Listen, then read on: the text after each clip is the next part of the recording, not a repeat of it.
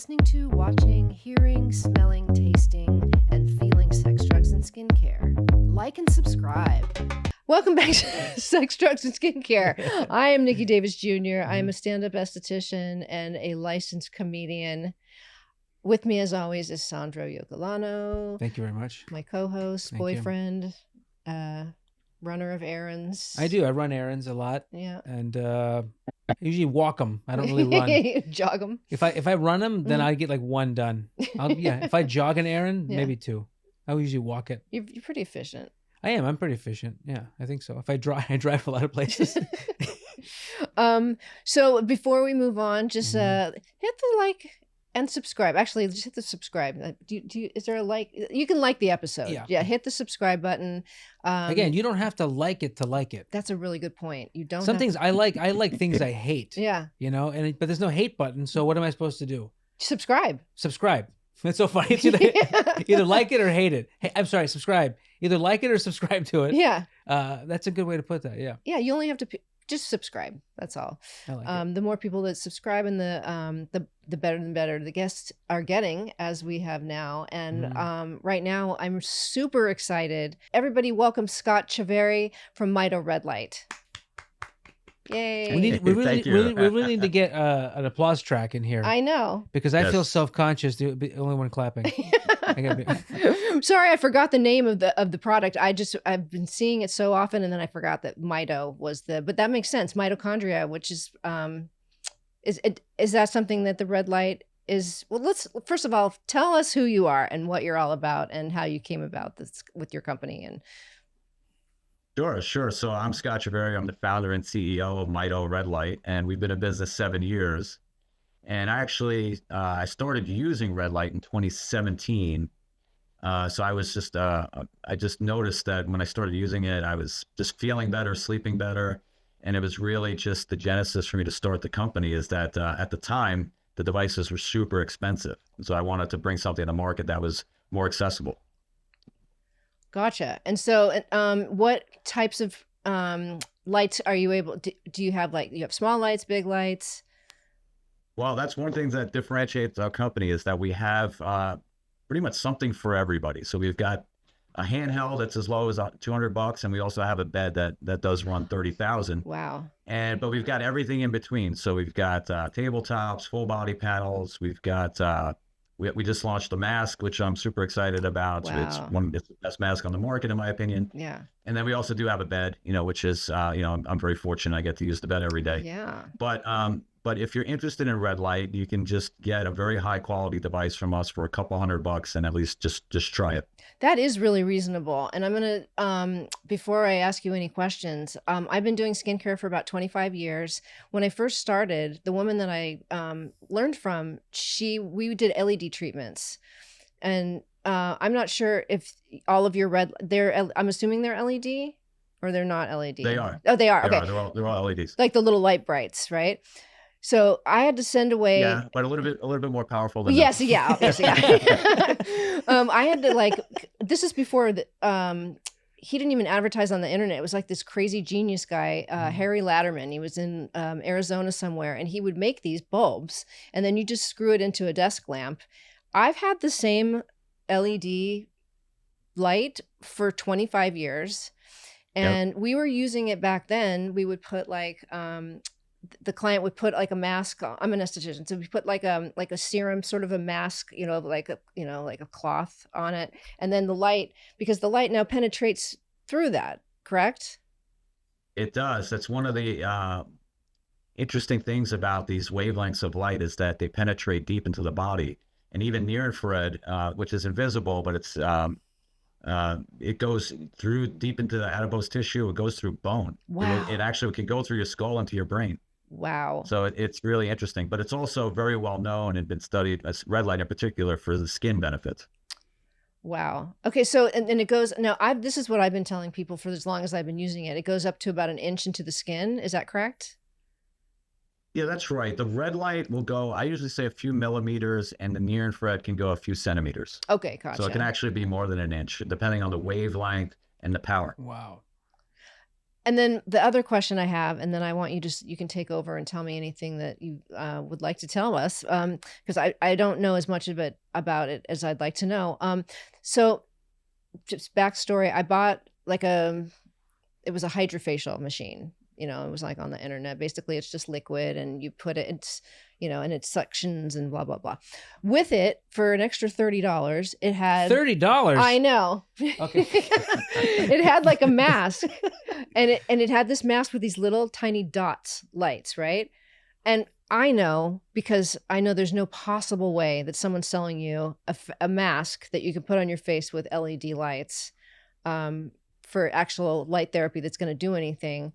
But what is the difference between like these ones with the little tiny pinholes and then the ones with have like the little rounded bulbs? And does that matter? Well, it does. I think so. Our core competency is red light panels. And that's like how when I launched the business, we had 3 panels. And the benefit to the panels is that you've got LED chips that are underneath a acrylic focusing lens. And you can, if you have enough of them, it's quite bright.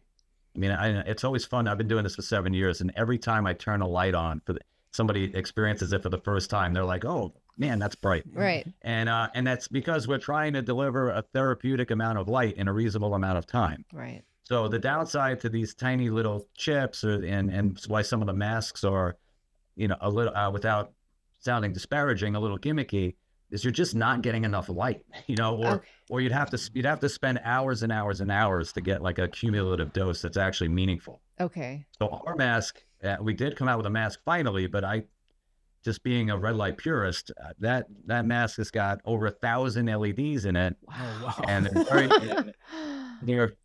there's a lot of them. Yeah. And so getting a meaningful amount of light to your face and also to your chin. We've got this special chin attachment that comes underneath so you can get under here. That's cool. Because aging doesn't stop at the jawline, right? So absolutely. Yeah.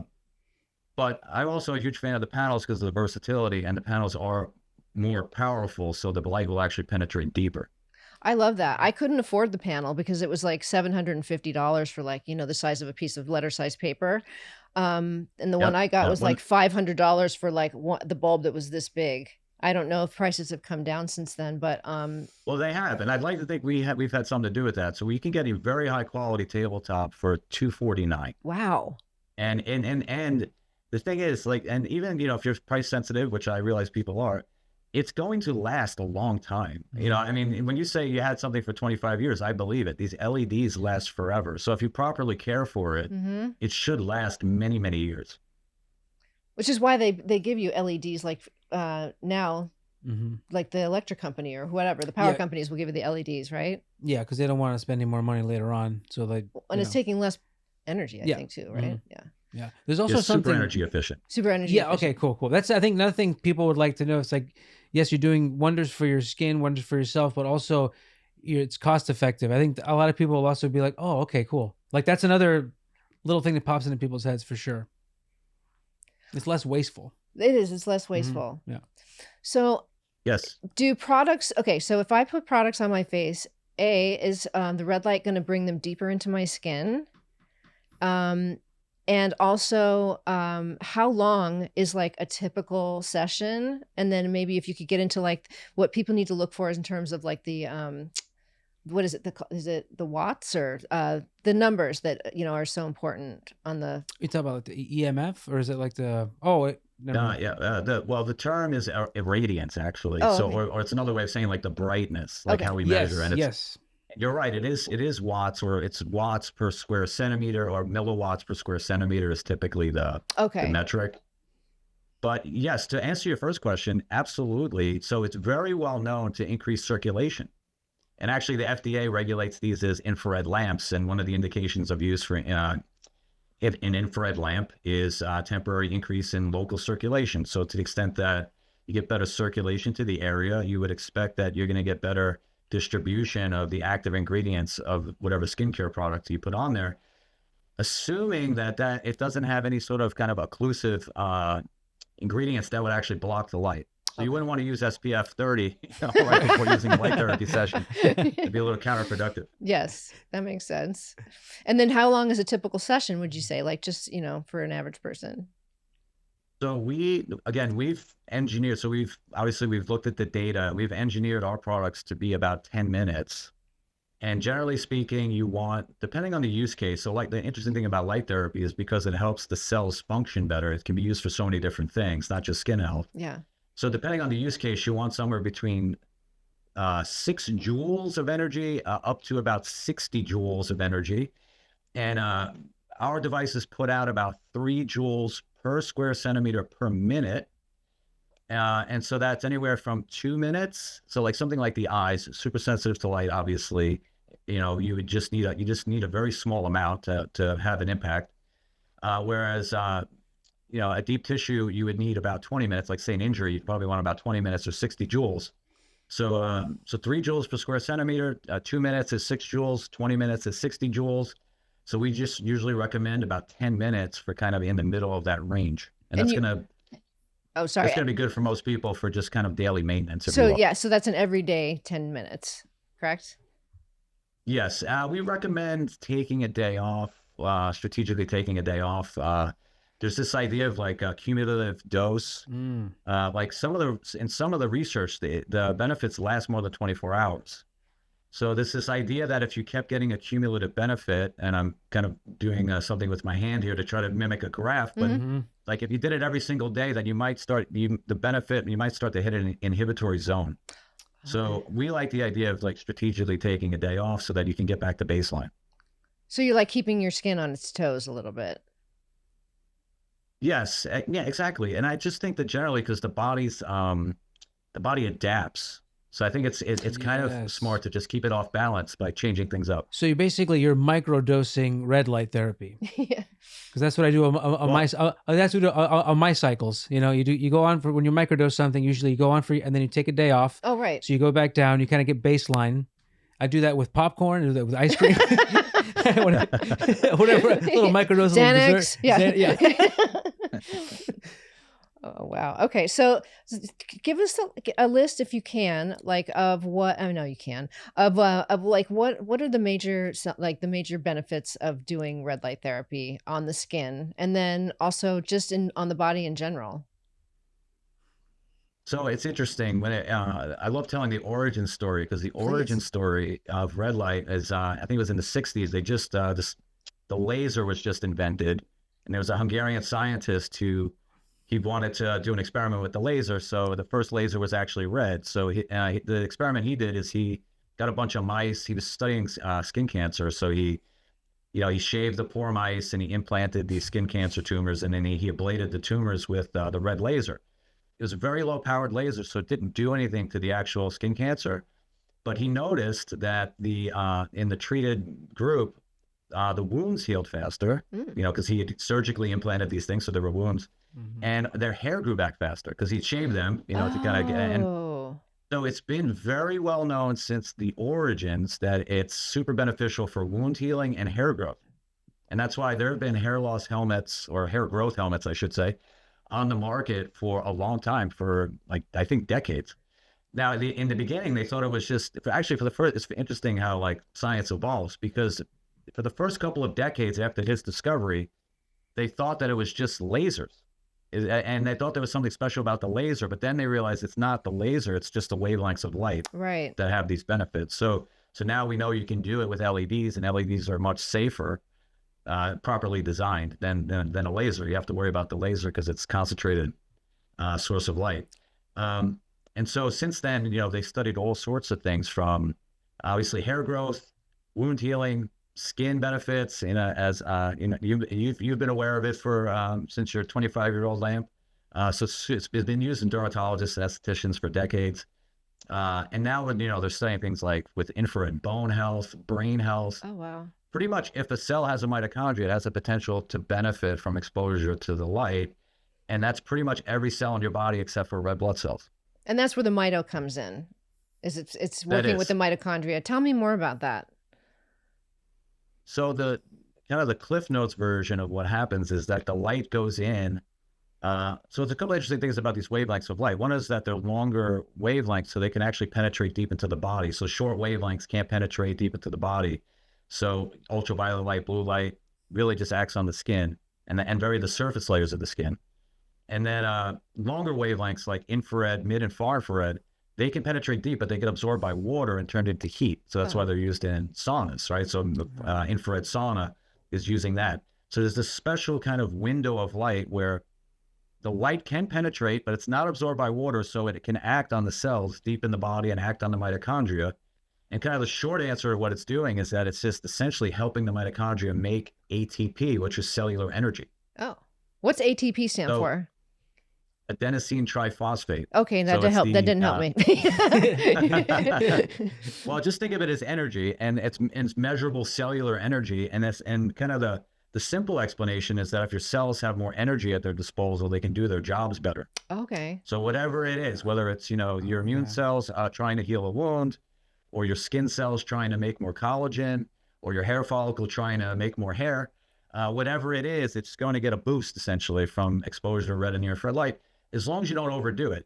There's this concept of a biphasic dose response. And again, what I was talking about earlier, like you can hit too much, you hit an inhibitory zone and it stops responding, and it actually could have a net negative effect if you're creating too much stress to the body.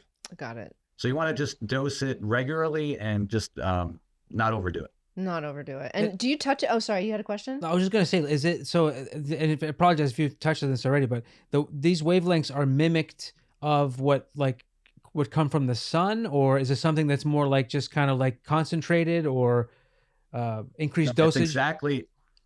These wavelengths, and so it's a great question. So they're identical to what we get from the sun. Okay. One way to think about it is, so the sun, solar spectrum is ultraviolet light, visible light, infrared. And so we're taking out the ultraviolet, we're taking out the blue, which we get way too much of anyway with our screens. Yeah. And we're taking out that thermal infrared, and we're just getting a concentrated amount of this, essentially what is the safest part of the solar spectrum. Oh, wow. Okay. And it's able to penetrate deep in the body, and we know that it acts on the mitochondria to make energy. It's very natural. It's natural in the sense that if the sun's above the horizon, you're getting exposure to these wavelengths. Oh. And I actually think that's a big part of the reason why it benefits so many people, is I think most people spending way too much time indoors and they're super deficient. Mm-hmm. Like their body wants these light wavelengths, and our ancestors were outside all day. We're inside all day, not getting anything. And so I think that's so people respond pretty well, just because they're correcting a deficiency, in my opinion.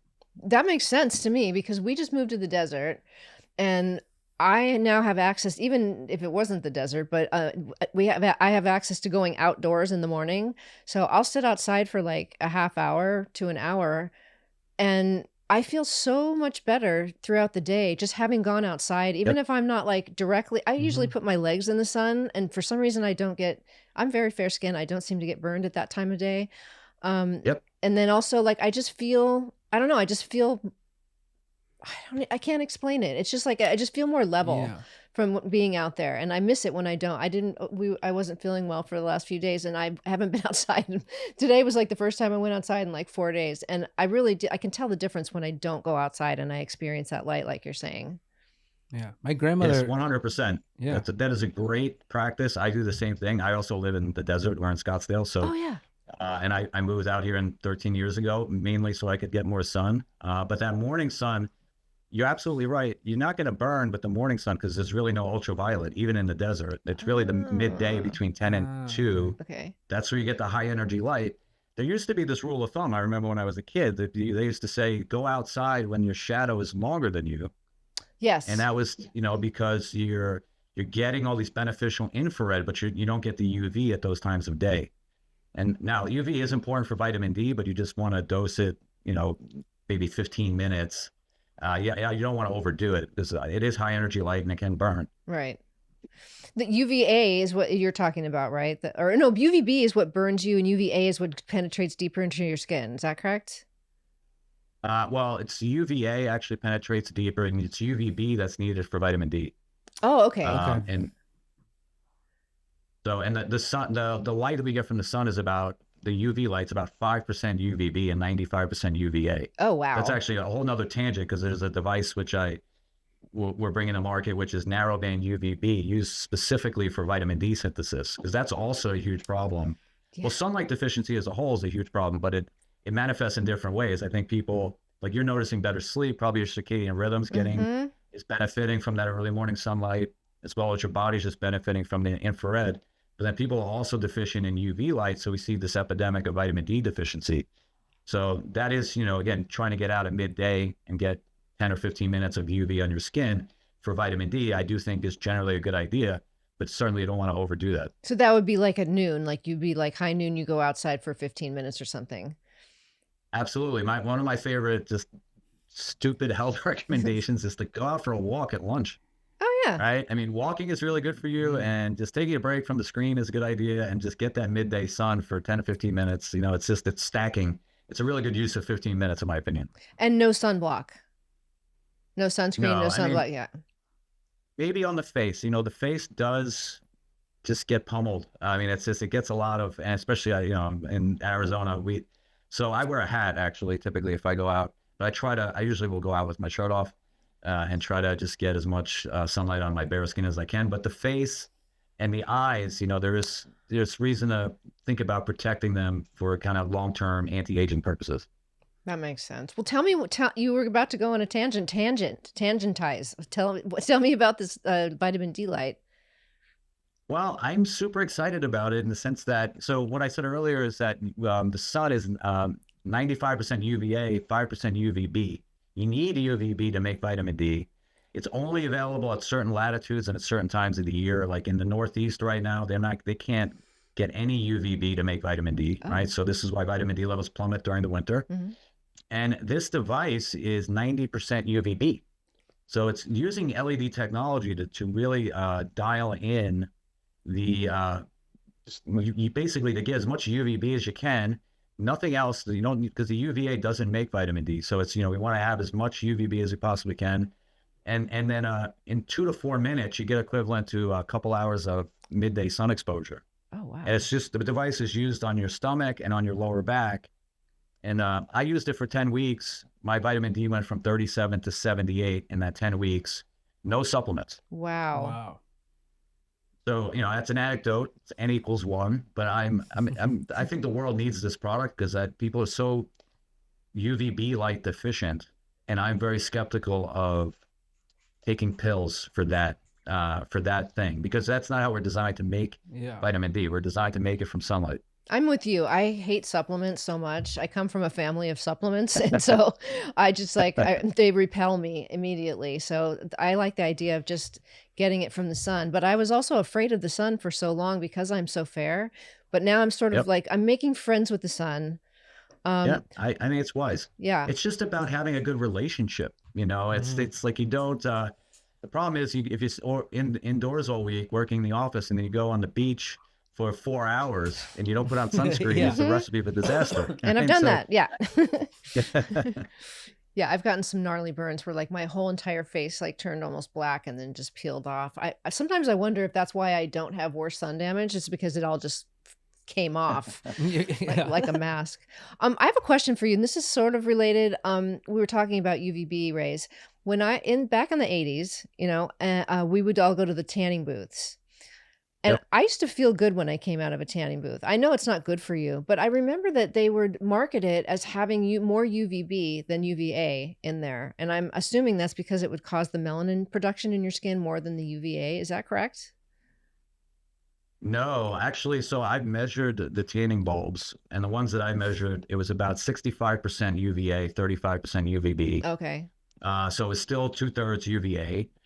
And I believe the mechanisms for tanning are different. I think actually, I can't remember, but I think that the best way to tan is actually from UVB. I think that actually spurs the melanin production, whereas UVA is just somehow is using a different mechanism, and it's not as sustained. Right. And the UVA does penetrate deeper into the body, so you do have to worry about the extent that that high energy light's getting deeper into the body. Oh, interesting. There's more potential for long-term issue because it's literally acting on more cells.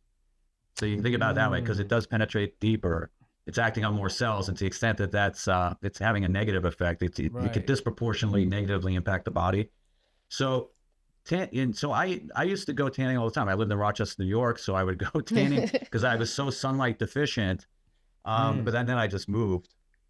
So I'm not against it, but it is very unnatural way. Like you would never get just UVA and UVB from the sun. When midday, when you're getting UVA and UVB from the sun, it's packaged together with the infrared, which has the beneficial and, in my view, protective properties. Mm-hmm. So that's how we're designed to get it. So there is a like product development track where we could, develop a UVA, UVB light, but also combine it with red and near infrared light to kind of deliver it in the way that you would get it from nature, packaged together. Okay. So that's something I've been thinking about, but just haven't gotten to it yet. That's really cool. First of all, I would also like to say that I am in no way advocating that people go into a tanning booth. I'm just saying what I did in the 80s. That's not what you said off camera. Yeah. You just bought stock in tanning booths. At Tans to Go. Yeah. I even got like the little punch cards and everything. Oh my God, I can't believe I did that. I did it for like one summer, and I didn't look good with a tan, so I think it was best. I can make a suggestion. So if somebody is going to do tanning, like if they're absolutely going to do it, I would recommend getting an infrared light exposure about 4 to 6 hours before you tan. Oh. And there's some studies suggesting that infrared light actually has a protective benefit to the skin. And if you think about it, this is kind of like, it makes total sense. When you go out early morning, you're getting only red and near infrared light, right? So you're going in the early morning, you're rebooting your circadian rhythm, but you're also, those wavelengths of light are increasing mitochondrial energy production. It also causes a minor stress to the body. So it signals to the body to increase its anti-inflammatory and antioxidant pathways. So it's kind of like saying, hey, it's early morning. In a few hours, that UV light's going to be raining down on you, so you might want to get ready. Oh. And so they've studied this, and they've preconditioned skin with red and near infrared light, and they've seen that it actually has a sunburn prevention effect. Like, in one of the studies, they equated it to SPF 15. So literally preconditioning your skin with red and near infrared light and some of the studies suggest could have a protective benefit. So if you were going to go into a tanning booth, do jump into a red light bed like 4 hours before, or go out in early sunlight and get your infrared that way. What about infrared? Infrared saunas, are those good too? No, well, in the studies, it was near infrared light, which those saunas don't have a lot in. This is the window of light that's non-thermal, and so it's in nanometers. It's like 600 nanometers to 1,000 nanometers. It's visible red light, near infrared light. The saunas use up to like 3,000 nanometers, like it's mid and far infrared, so a different part of the spectrum. Okay. But point is, if you go out early morning, you will get plenty of red and near infrared light, and I think it preconditions the skin and helps protect from the midday UV. Wow. I just think that it's in such a great time that we live in, where we're actually manipulating light and we're understanding like what the effects are. And it's something that like you can see it, but you really can't see it. You definitely can't see what it's doing, like, as it's happening. But it's there, and it is actually causing, it's causing changes, and it's like the blue light. You don't even see this blue light. Because you're like, oh, this is just a thing I'm looking at. Meanwhile, looking at my phone, all of a sudden I'm hypnotized by it, and I'm doing things, and I'm like, oh, I want to buy something, and it's become so. It's just fascinating how that works. And then on the flip side of it, the red light, which is actually has healing properties to it. I was going to ask you, do you find that this is more prevalent, like red light therapy in all its forms is more prevalent with like athletes as far as injuries, as far as like prepping, as far as like, because they have state-of-the-art equipment, they use all this stuff. Is it something that's more now than it was before? Yes, and I've been saying for a while that I think it's really only a matter of time before red light therapy paddles or beds are kind of a mainstay in every locker room. Just like kind of ice baths are kind of a mainstay. Yeah. Everyone has ice baths. They get ice baths, methylation, right? It's an acceptive recovery modality. And a red light's going to be right there next to the ice baths. I mean, in many ways, it already is. In all these bioactive facilities, they have red light, they have sauna, they have cold plunge. But for the athletes in particular, it's funny. I've been doing this for 7 years. And in the beginning, we would just have customers these very like famous athletic teams just come and buy the product. And then I would, we were a small business, we were growing. So I would email the trainer. I'd be like, hey, would you mind can we share that you bought, I have to keep customer data private, so I could never share, but it's like, it was a trade secret. Like they didn't want to share that they were doing it because to them, it's a competitive advantage. Oh, right? wow. Like, so wow. now I think it's getting to the point where it's getting mainstream enough where, they don't care. And so we just did an endorsement deal with Austin Matthews, who's one of the best hockey players on planet Earth. He's captain of Team USA, and he loves the product. That's and awesome. He's a huge advocate. And my son plays hockey, so that was also a cool thing that we were able to go to Toronto and hang out with him. Oh. But anyways, certainly in the 7 years, I've seen a lot more adoption. Collegiate athletic teams, obviously the pro teams, and then the athletes. The funny thing is the athletes are driving it because they use it. They see the benefit, and then they go to the trainers and they say, we should have this. So it comes from the bottoms up, from the athletes. I mean, just the fact that somebody's gatekeeping that as an advantage, that tells you everything. That's a really good point. Yeah. It's very frustrating to me, though. Yeah, exactly. Not good for like, business. Help me out. Yeah. I mean, I have these elite athletes using the product, and I can't share it because it's for them, it's a trade secret. So, but anyways, I think we've broken through that. I think and so. Now it's, yeah. Do you feel like since we have to wrap it up in a second, but do you feel like since COVID happened, I know that a lot of aspects of my business and skincare has been more highlighted just for the fact that people were at home looking at TikTok, looking at, everything on the internet. And I was just wondering if that affected your business as well, and like the awareness of LED and what it can do for you. I think it has. It's hard to know. We started in 2019, so the year before COVID, and then COVID hit, and certainly our business has grown a lot in the last 7 years. And I do think that the entire red light industry has grown a lot. My sense is that my kind of optimistic take about COVID is that I think people there was a certain critical mass of people that were just decided that they needed to actually take a little bit more control of their own health and be more proactive. Totally. Sure. So I would say, we fall in that bucket because we're a wellness modality.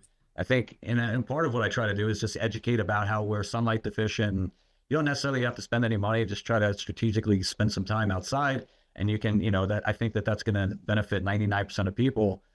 But yes, I think, and again, the optimistic side of me is, COVID was a very traumatic experience for the entire planet. Right. And maybe one of the good things that came out of that is that, people are going to be a little bit more proactive, think a little bit more about what they eat and the environment, and, and investigate ways that they can take charge of their own health.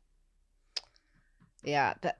Gosh, I'm so glad that it is out there now, so that people are understanding it, and for your business, so that people, are aware of it and they can come to you for that. And I don't know, I'm just so fascinated by just light in general. I've been obsessed with the sun since, I don't know, since I was a kid, and like what times you can go out and how it affects your skin, and like the UVA and how deep it goes into your, changes your DNA and everything like that. And so like if obviously if those rays that can go in and change your DNA are just from the sun, then why wouldn't light from another source, so it's actually more concentrated and and all the same frequency just hitting your skin, why wouldn't that also be beneficial or do something? Yeah, it's nuts. Yes, well, obviously we agree, and there's 8,000 studies on photobiomodulation to date. One of my favorite factoids is when I started this business, there were about 4,000 studies, and now there's I think there's 8,500. Wow. So literally the field of photobiomodulation in the last 7 years has doubled in terms of the scientific literature. And it's an amazing time to be alive, because it's this rapid increase in human knowledge that's happening. Mm-hmm. And so, and I love it. And obviously I always got my product development kind of wheels turning up here, and trying to think about new things we can create that, can help people. Yeah, I like the fact that like all this innovation and everything with AI is kind of causing humans to be like, no, it's like humans are racing. It's like, no, we're smarter than computers. It's almost like trying to get ahead of the computer, trying to educate ourselves. I think it's fascinating. And the fact that taking something like a red light, which is typically infuriating to people when they see a red light, to now having like therapy. Now it's like therapeutic. And now it's like, oh, this is soothing. It's very nice. I love that you said that, because we're actually, one of our big kind of marketing slogans this year is red means go. I love Not it. red means stop. It's hey, it's red means go. It's Yeah, I think get in the that. morning and go tackle your day type of messaging. And the commercial about to launch with Austin, at the end he skates up and he's like, red means go. He skates off. So Oh my God. we're trying to change how the people think about red. It's kind of the I point. love that. I I love dig that that. so much. Well, it's been such a pleasure talking to you. I could talk about this for hours. Thank you so much for taking the time to be on the podcast and to, like, you know, inform us all about all of this. And I would definitely love to have you back. And I want to, you know, as you are developing other products and stuff like that, you know, like you were saying with the, I forget what would, for the vitamin D, the product that you were talking about, I would love to hear more about that as it, you know, develops. And Yeah. yeah. Before we ask you where people can find you, I love the fact that you went and you're promoting also with pro hockey, because I feel like that's such. I feel like it's such like an undervalued sport in this country. And I think it's really, really cool. I think it's pretty awesome. you. Yeah, I dig it. Thank you, man. I appreciate that. I mean, I had no experience with hockey growing up. I mean, I grew up very modest. You know, I was lucky I could afford a baseball glove. My son is actually, you know, super spoiled, and because hockey is an expensive sport. But it's been such a joy watching him play. I mean, he's 11 and he's been playing for like That's cool. 4 years now, and just watching him, because it is a very hard sport. Yeah. And I cannot skate. I've skated once and it was a disaster. So, I mean, what these kids can do is just amazing. And what these athletes can do at the pinnacle of the sport is just amazing. Oh yeah. I mean, I don't think I've ever sweat more than when I was trying to play hockey. Ironically, in the coolest environment, and I just. Well, because you're you can't even, you don't even I'm have try- solid ground to stand on while you're I'm working. trying not to die. Yeah, you're trying not to die. Yeah, and win at the same time. All right, so Scott, can you please let us know where people can find you online, where they can stalk you, whatever you feel comfortable with? Sure. mitoredlight.com. So again, Mito, short for mitochondria, MITO, redlight.com. Just check us out. We do have, we've been doing this for 7 years, so we've got a huge repository of articles. If you go to the Learn section, you just want to learn more. You can also on Instagram at Mito Red Light Official. We have a decent Instagram kind of channel. Nice. And you can always just email us if you have questions, info@mitoredlight.com. Well, this has been really amazing and enlightening. Sorry. Nice. I had to. All right, great. Well, thanks for being with us. And